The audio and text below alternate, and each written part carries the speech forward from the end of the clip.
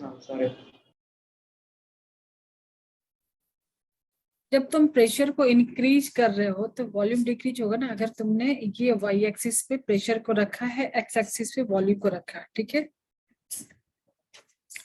तो Boyle's law के according क्या हो जाएगा, क्या होता है बॉयल्स लॉ?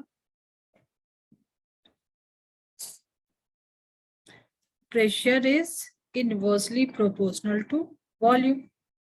तो जब तुम प्रेशर को बढ़ा रहे हो, यहाँ पे देख लो प्रेशर ज्यादा हाई है, उस टाइम पे वॉल्यूम कम है,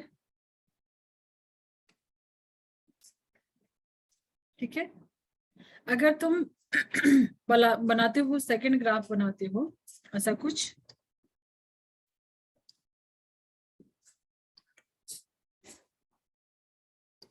उदय,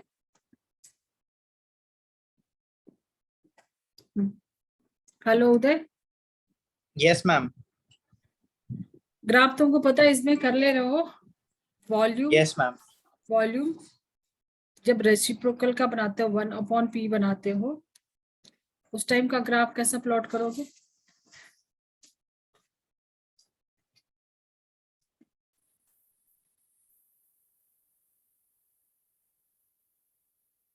जब वॉल्यूम बढ़ाओगे तो प्रेशर कैसा होगा, कम होगा, रेसिप्रोकल है। यहाँ से वॉल्यूम बढ़ाना शुरू किया तो वॉल्यूम जब ज्यादा रहेगा तो उस टाइम प्रेशर देख लो एकदम कम है। थर्ड जो इक्वेशन तुमने लिखा था वो क्या था? मान लो थर्ड वाला तुम बनाते हो पीवी, पीवी लिखा था ना, पीवी इक्वल टू कांस्टेंट, ठीक है।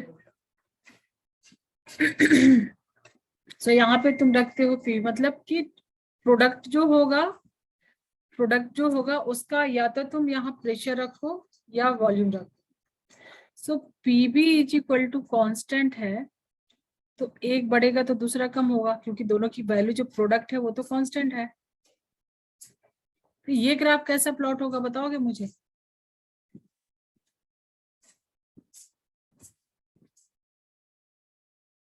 मान लो कि यहाँ पे प्रेशर रखा है, यहाँ पे तुम वॉल्यूम रख दो, यहाँ पे वॉल्यूम रख दो, और पीवी देखो, पीवी का वैल्यू तो कांस्टेंट है, समझो कि यहाँ पे 6 है तो 6 ही रहेगा ना। अब 1 × 6 करोगे, 3 × 2 करोगे, ये चेंज होगा ना, एक ज्यादा हो रहा है दूसरा कम हो रहा है, ये बढ़ रहा है तो ये कम हो रहा है। तो ये ग्राफ कैसे बनेगा? ये कांस्टेंट रहेगा ना, स्ट्रेट जाएगा, ऐसा कुछ बनेगा? बॉयल्स लॉ समझा?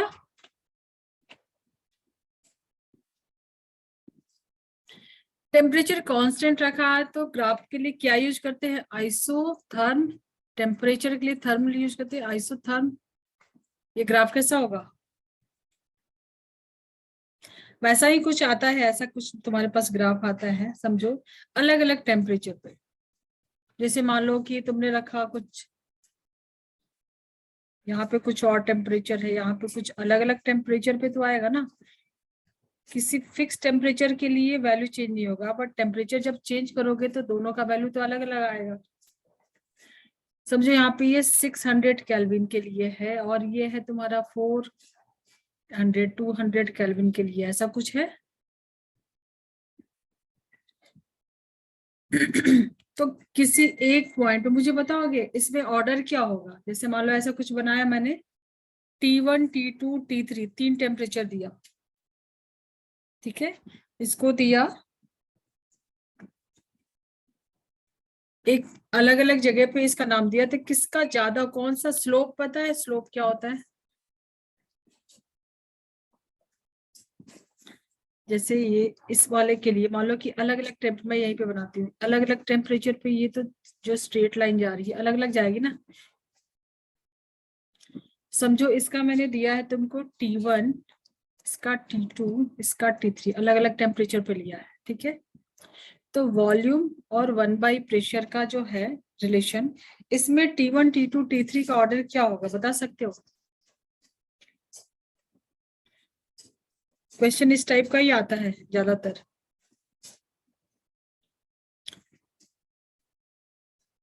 नहीं पता है? और इस कंडीशन में थी यहाँ पे T1, T2, T3।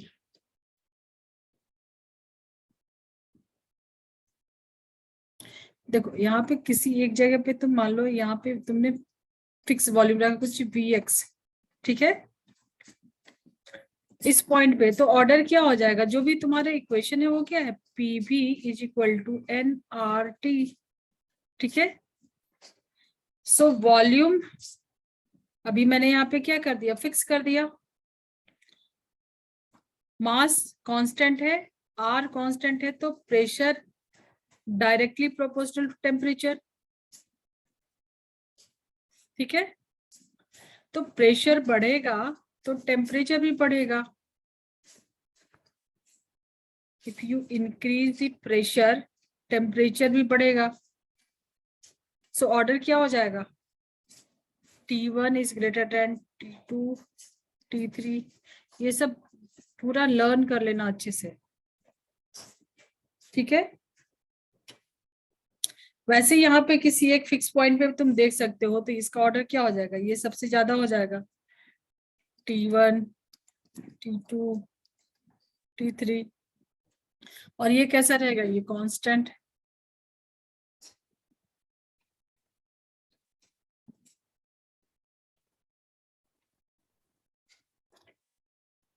क्लियर है क्या? Yes, ma'am. चलो, व्हाट इज चार्ल्स लॉ?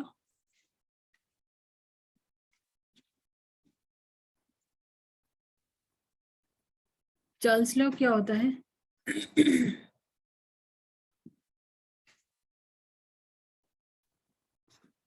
किसी एक को कांस्टेंट रखेंगे, यहाँ पे मास तो ऑलरेडी कांस्टेंट ही रहता है ना।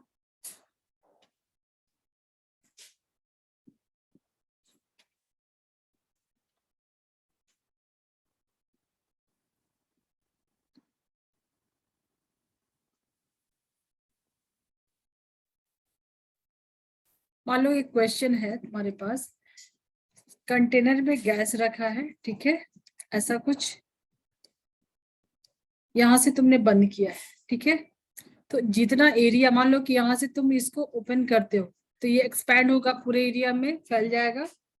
इसका प्रेशर अगर रखा है, एक छोटा सा क्वेश्चन करो, इसका प्रेशर है 2 atm और इसका वॉल्यूम है 10 लीटर, ठीक है। दोनों का सेम वॉल्यूम है 10 लीटर, ठीक है। जब तुमने ओपन किया तो तुमको बताना है कि इसका प्रेशर क्या होगा। वॉल्यूम दोनों का 10 लीटर है, इसका प्रेशर पता है, जब पूरे में एक्सपैंड हो जाएगा, ठीक है, तब इसका प्रेशर क्या होगा, what is pressure.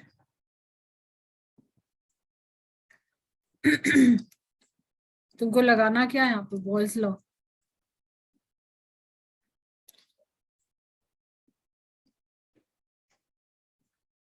Pressure and volume, ज्यादातर क्वेश्चन ऐसे आता है कि कौन सा लॉ लगाया है। तुम बताओ यहाँ पे क्या होगा, इनिशियल क्या था। ये तो छोटा सा क्वेश्चन तुम लोगों ने किया है, इसके लिए मैं छोड़ रही हूँ तुम्हारे ऊपर। इनिशियल प्रेशर कितना है, वॉल्यूम कितना है, volume is equal to 10 litre, pressure कितना है P1 B1, इसको मान ले। प्रेशर कितना है 2 atm। B2 कितना हो जाएगा बताओ, B2 तुमको निकालना है। B2 कितना होगा, वॉल्यूम, फाइनल वॉल्यूम कितना होगा, इनिशियल वॉल्यूम 10 लीटर है, जब एक्सपैंड हो जाएगा तो फाइनल वॉल्यूम कितना हो जाएगा 20 litre. So P1 B1 is equal to P2 V2। क्या हो जाएगा आंसर, कितना एटीएम आएगा, कैलकुलेट करके बताओ मुझे।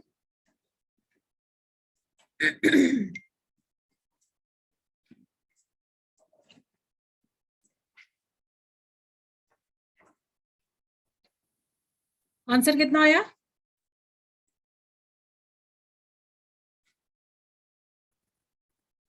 उदय Pratham answer.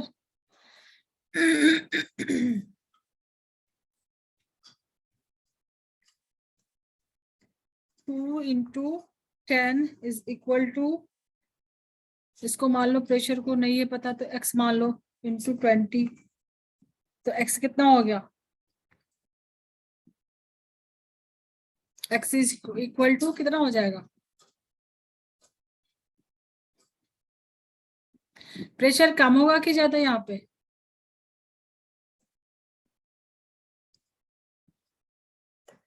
P2 equal to कितना आया, किसी ने कैलकुलेट नहीं किया अभी तक,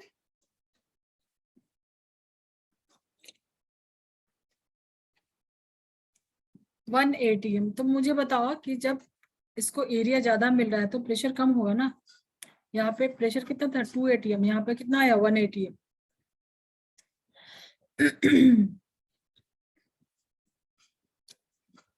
तुमको कैलकुलेट करना है इस टाइम पे वॉल्यूम ऑफ मार्बल, ठीक है।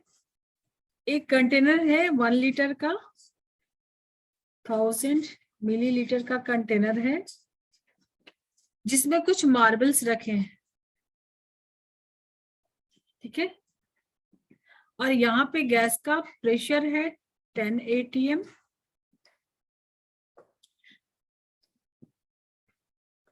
तुमने इसको क्या किया, कंप्रेस किया, ठीक है। जब तुमने इसको कंप्रेस किया कितना उसका प्रेशर इसका किया तुमने, यहां से यहाँ 100% कंप्रेस्ड कर दिया, ठीक है। कितना किया इसका प्रेशर, कितना इंक्रीज किया 100%, तो 10 ATM का 100% इंक्रीज हो गया, प्रेशर इसका 100% तुमने बढ़ा दिया, कंप्रेस कर दिया, ठीक है। जब कंप्रेस किया तो इसका वॉल्यूम हो गया 625 लीटर मिलीलीटर, ठीक है। सो तुमको कैलकुलेट करना, मान लो इस मार्बल का वॉल्यूम तो मान लो कुछ है V, तो इसमें ईच मार्बल का वॉल्यूम क्या होगा, तुमको क्या कैलकुलेट करना है, calculate the volume of each marble, ऐसा क्वेश्चन प्रीवियस ईयर का क्वेश्चन है ये, ठीक है। सो क्वेश्चन के अकॉर्डिंग जो तुम्हारा इनिशियल प्रेशर था P1 मान ले उसको, P1 कितना है 10 ATM। Uday, hello, yes ma'am. Yes ma'am. प्रथम का पता नहीं कुछ इशू है शायद से, वो नेटवर्क का इशू है शायद। तुम इसको सॉल्व कर सकते हो, देखो P1 यस मैम, मैं ट्राई करता हूँ। ट्राई करो, P1 इक्वल टू 10 ATM है, वॉल्यूम कितना होगा V1, इसका वॉल्यूम V है, टोटल वॉल्यूम है 1000 मिलीलीटर, तो 1000 माइनस, समझो इसके कुछ 20 या 10 मार्बल्स, इजी रखो 10 मार्बल्स ही डालो, ठीक है। तो एक मार्बल का वॉल्यूम B है, तो 10 मार्बल का वॉल्यूम माइनस करोगे ना, गैस पूरा कंटेनर का वॉल्यूम ऑक्युपाई किया है, बट ऑलरेडी उसमें मार्बल्स है, तो उतना एरिया तो वो उसको एंगेज रखा है ना, उस एरिया को तो माइनस करना पड़ेगा, ठीक है। So V1 equal to 100 millilitre minus 10 V उसका वॉल्यूम रखा है, फाइनल में क्या हो जाएगा, P2 कितना हो जाएगा 100% इंक्रीज किया तो 10 का 100% कितना हो जाएगा 20 ATM, इसका प्रेशर हो गया, ठीक है। प्रेशर इसका कितना हो गया 20 ATM। सो इसका फाइनल वॉल्यूम कितना हो जाएगा, V2 कितना हो जाएगा, वॉल्यूम कितना हो जाएगा,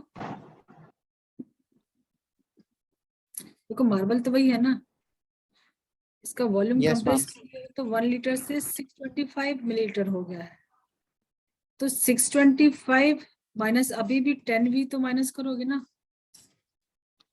ठीक है। तो तुमको ईच मार्बल का वॉल्यूम कैलकुलेट करना, कर सकते हो, V का वैल्यू निकालना है, हमारे पास फॉर्मूला है, फॉर्मूला तो इजी है, उसको अप्लाई कैसे करना है वो पता करना है, P1 V1 equal to P2 V2, यही लगाना है तुमको फॉर्मूला, ये प्रीवियस ईयर क्वेश्चन है। प्रथम तुम्हारा कोई इशू है नेटवर्क का क्या, Yes, ma'am. देखो ये क्वेश्चन जेई प्रीवियस ईयर का है। इसमें कुछ ऐसा है कि 1 लीटर वॉल्यूम का एक कंटेनर है जिसमें 10 मार्बल्स रखे हैं, ठीक है। तुमको ईच मार्बल का वॉल्यूम कैलकुलेट करना है। तो जो तुमको कैलकुलेट करना है उसको मान लिया V, एक मार्बल का वॉल्यूम मान लिया V है। सो 1 लीटर में से उसका प्रेशर दिया है 10 atm, तो P1 is equal to 10 atm। V1 कितना हो जाएगा, जितना मार्बल का वॉल्यूम ऑक्युपाई किया उतना माइनस करोगे, 1 लीटर माइनस 10 वॉल्यूम। P2 क्या हो रहा है, यहाँ से 100% इंक्रीज हो रहा है प्रेशर। सो 10 का 100% तो 20 atm हो जाएगा इसका प्रेशर, ठीक है। वॉल्यूम क्या करोगे, इसका वॉल्यूम है 625 माइनस अभी भी तुम मार्बल का वॉल्यूम सब्ट्रैक्ट करोगे। सो अब इस फॉर्मूले पे डाल के निकाल लोगे, कैलकुलेट कर लोगे आंसर। Yes, ma'am. कैलकुलेशन कर लोगे, ठीक है। सो बॉयल्स लॉ के एक दो क्वेश्चन भी किए। अभी देखो चार्ल्स लॉ क्या है। चार्ल्स लॉ क्या है, for a given mass of gas, ठीक है। तो मास तो उसका गिवन रहेगा, मतलब n तो फिक्स था ना। For a given mass of a given pressure क्या है, एट अ गिवन प्रेशर, मतलब यहाँ पे प्रेशर जो है वो क्या है, वो भी दिया हुआ है। तो वॉल्यूम का रिलेशन टेम्परेचर के साथ, ठीक है। Volume is directly proportional to temperature. क्या है, फॉर अ गिवन मास, इसको नोट कर लो थोड़ा कंफ्यूज नहीं रहोगे। For a given mass at a given pressure, ठीक है, मतलब प्रेशर भी गिवन है। The volume of the gas is directly proportional to its absolute temperature, ठीक है। मतलब यहाँ पे भी क्या होगा, चेंज, मास उसका चेंज नहीं होगा, delta n zero, delta P भी गिवन है तो वो भी चेंज नहीं होगा, delta P equal to zero, मतलब change in pressure, change in number of moles कुछ भी नहीं है, ठीक है। तो प्रेशर चेंज नहीं है तो यहाँ पे क्या यूज करेंगे, आइसोबार। वहां पे टेम्परेचर चेंज नहीं था तो आइसोथर्म यूज किया था, यहाँ पे प्रेशर चेंज नहीं है, ठीक है।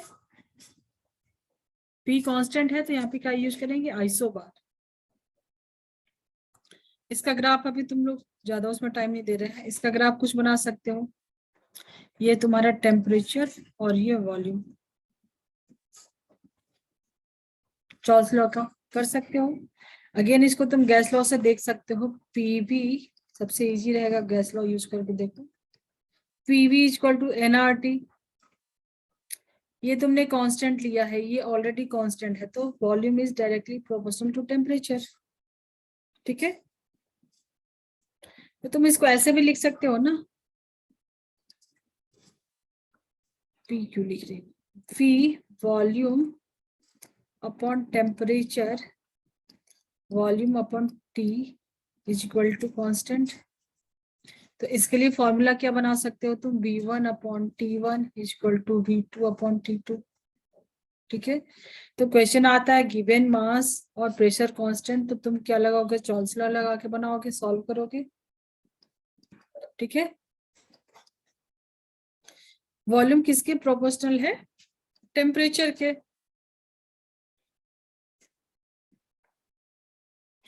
मतलब यहां से अगर तुम लेते हो तो हर एक पॉइंट पे प्रेशर क्या है, कांस्टेंट रहेगा ना, जो प्रेशर है वो कांस्टेंट है। बट मान लो तुमने अलग अलग प्रेशर लिया, यहाँ पे P1 प्रेशर है, यहाँ पे P2 प्रेशर है, यहाँ पे P3 प्रेशर है, ठीक है। तो वॉल्यूम, टेम्परेचर एंड वॉल्यूम, ठीक है। सो ऑर्डर क्या हो जाएगा, मान लो यहाँ पे मैंने डाल दिया ये P1 P2 P3, सो इसका ऑर्डर क्या हो जाएगा, P3 बड़ा होगा, जो P3 है वो बड़ा होगा। क्या होता है guys, V is equal to N R upon P and T, ऐसा कुछ होगा। जो तुम्हारे पास गैस लॉ है, Yes. यहाँ पे जो gas law P V equal to N R T, इसमें से तुम V को लोगे तो P यहाँ पे आ रहा है, ठीक है। सो इनवर्सली हो रहा है ना, तो सबसे बड़ा ये हो जाएगा। तो ये ऑर्डर क्या हो जाएगा, P3 P2 P1, ठीक है।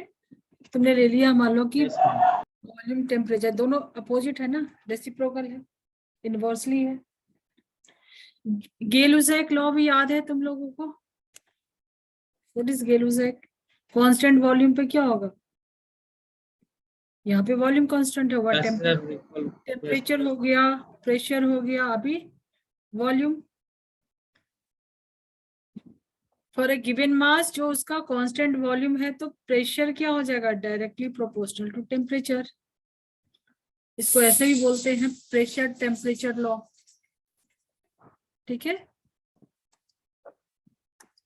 Pressure and temperature, Gay Lussac pressure and temperature law. So gas equation के अकॉर्डिंग अगर तुम देखते हो PV इक्वल टू nRT, तो P is directly proportional to T, तो तुम लिख सकते हो ना यहाँ पे P, जो प्रोपोर्शनलिटी हटाओगे K दोगे, तो वो किसका बराबर हो जाएगा, NRB के बराबर हो जाएगा। इसकी जगह K लिख सकते हो, ठीक है। तो K का वैल्यू जितना ज्यादा होगा टेम्परेचर उतना ज्यादा होगा, ठीक है।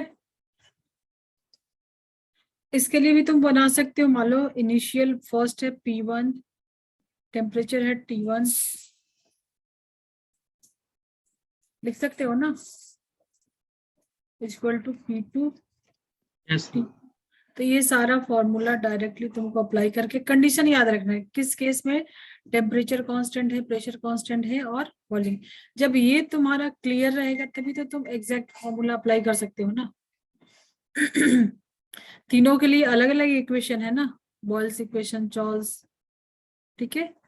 तो कंडीशन किसका क्या है, कौन सा अप्लाई करना है, इसके लिए थोड़ा सा मगअप करना पड़ेगा स्टार्टिंग में, ठीक है। तो मान लो इसका भी एक ग्राफ देख लो, ये हो गया तुम्हारा प्रेशर और temperature graph, pressure and temperature. मान लो तुमने यहाँ पे लिया V1 डायरेक्टली है, तो स्ट्रेट लाइन बनेगा V2 एंड V3। इसमें सबसे बड़ा कौन सा होगा,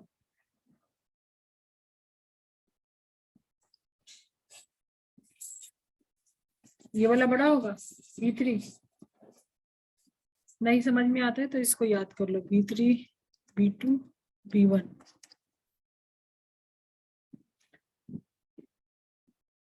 क्यों हो रहा है ये उल्टा, देखो यहाँ पे K जो है NR अपॉन V है ना, इनवर्स है ना, ठीक है।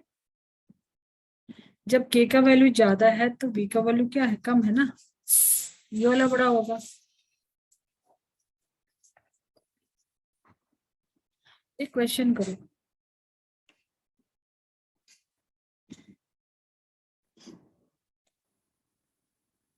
क्वेश्चन है कि एक गैस सिलेंडर है, ठीक है। गैस सिलेंडर है, इसका जो टेम्परेचर है और प्रेशर है, ठीक है। टेम्परेचर दिया है 300 केल्विन, ठीक है, एंड प्रेशर इसका दिया है 10 atm, ठीक है। क्वेश्चन है a gas cylinder can bear a maximum pressure of 15 atm। ये कितना, 15 atm तक, मतलब इसका T1 ये है तो T2 समझो, नहीं P1 ये है तो P2 इसका समझो कितना हो जाएगा, 15 atm तक ये बेयर कर सकता है। It contains gas at 10 atm when temperature is 27, ठीक है। टेम्परेचर कितना दिया, 300 केल्विन या 27 डिग्री सेल्सियस। तुमको एब्सोल्यूट टेम्परेचर तो केल्विन में कन्वर्ट कर लोगे। If fire breaks out, at what temperature cylinder will burst? समझो अगर यहाँ पे इसको हीट मिले, मतलब अगर आग लगती है तो किस टेम्परेचर पे ये बर्स्ट हो जाएगा, किस प्रेशर पे ये बर्स्ट होगा, फटेगा कब? At what temperature cylinder will burst? क्या टेम्परेचर, यहाँ पे T2 तुमको निकालना है, तो टेम्परेचर एंड प्रेशर अभी बताया, टेम्परेचर एंड प्रेशर लॉ। क्या फॉर्मूला था उसके लिए? P1 upon T1 is equal to P2 upon T2 हो जाएगा। इसको जरा मुझे आंसर बताओ, करके कैलकुलेट करके मुझे बताओ। तो जब तक तुमको रिलेशन नहीं पता रहेगा तो फॉर्मूला कैसे अप्लाई करोगे? समझ रहे हो कहाँ पे क्या तुमको वर्क करना है? क्वेश्चन को समझना है, देन तुमको पता करना है कि कौन सा बॉयल्स लॉ है, चॉल्स लॉ है, कौन सा है टेम्परेचर प्रेशर लॉ है, गेलुसैक है, एवोगाड्रो भी अभी आएगा, तब तो एग्जैक्ट फॉर्मूला अप्लाई करके बनाओगे ना। इसका आंसर मुझे बताओ कैलकुलेट करके, कितना आएगा टेम्परेचर केल्विन?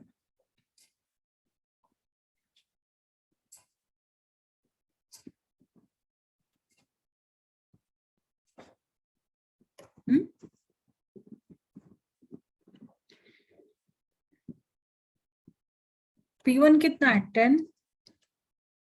T1 कितना है? 300 इज इक्वल टू P2 तो दिया है 15 ATM। T2 तुमको कैलकुलेट करना है, तो T2 इज इक्वल टू कितना हो जाएगा? 15 इंटू 300 डिवाइड बाई 10।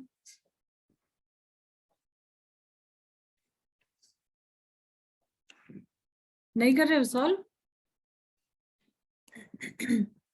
किसने पहले किया सॉल्व? उदय ने, प्रथम ने? 450। 450, गुड, वेरी गुड। 450 केल्विन पे ये फट जाएगा। चलो next law is Avogadro. Avogadro law क्या करता है? एवोगाड्रो क्या है लॉ ये?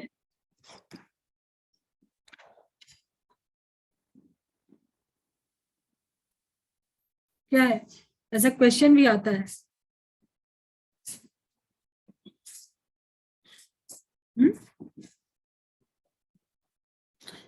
एवोगाड्रो लॉ पे सिंपल सा क्वेश्चन भी आता है, जैसे मान लो कि what mass of ammonia will exert same pressure रहेगा उसका।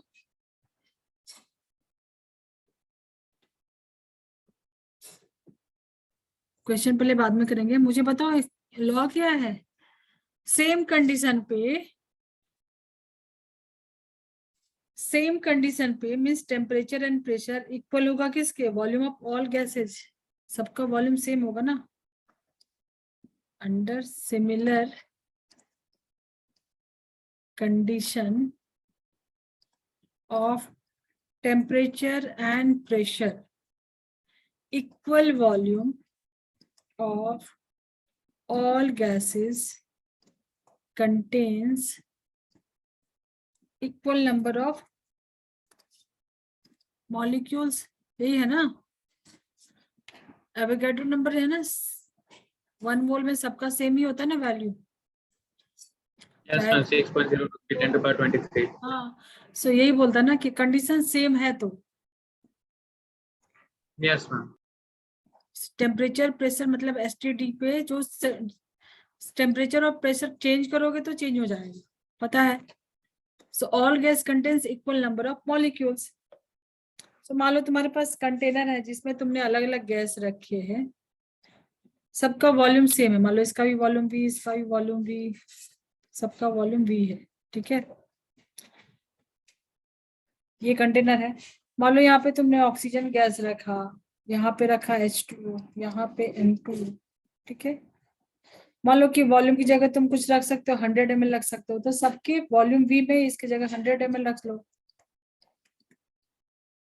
सो मॉलिक्यूल कितने होंगे? सेम रहेंगे ना। मान लो सब में N मॉलिक्यूल्स है, सेम कब होंगे?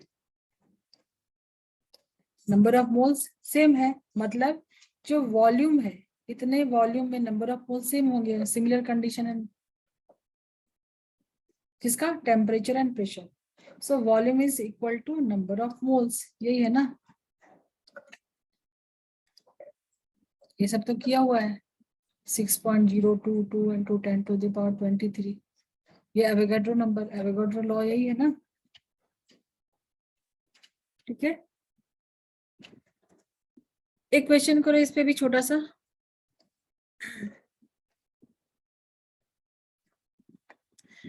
In a mixture of gases, 20% H2 is present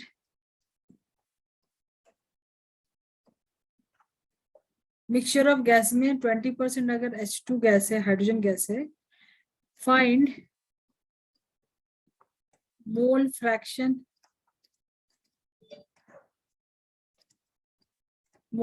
of H2। Mole fraction कैसे निकालोगे, 20% ये है किसमें, 100% में ना, 100% में 20% H2 है, तो इसका मोल फ्रैक्शन क्या हो जाएगा, 0.2। 20% ये है, मतलब बाकी के मिक्सचर जो भी गैस है वो कितने हैं, 80%, तो mole fraction of H2 upon total, इतना आ गया मोल फ्रैक्शन। याद है mole fraction,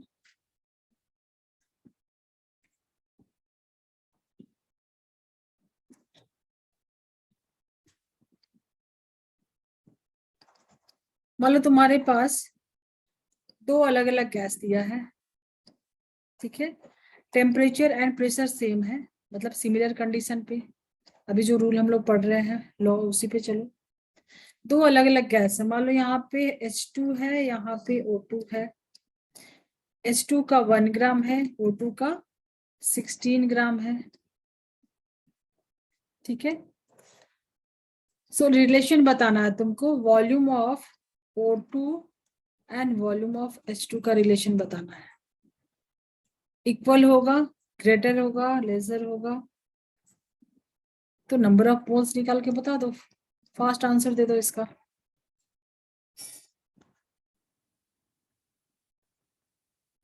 number of moles मिला के क्या होगा, दोनों का वॉल्यूम,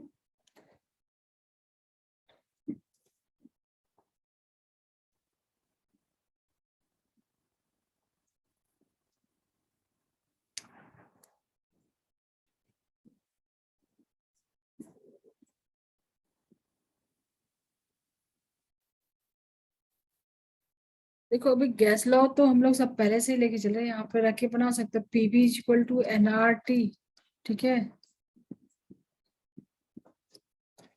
ये कांस्टेंट है, तो वॉल्यूम और नंबर ऑफ मोल्स, तो नंबर ऑफ मोल्स निकाल लोगे सबका, उतना इक्वल नंबर ऑफ मोल्स रहेगा तो इक्वल वॉल्यूम ऑक्युपाई करेगा।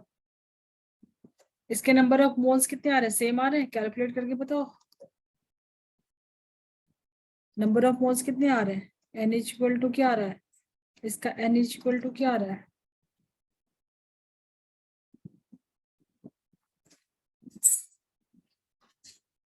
Given mass upon molar mass, given mass upon molar mass 1/2, 1/2। So relation क्या होगा, इसका वॉल्यूम इज इक्वल टू इसका वॉल्यूम होगा ना, volume of H2 is equal to volume of O2, ठीक है।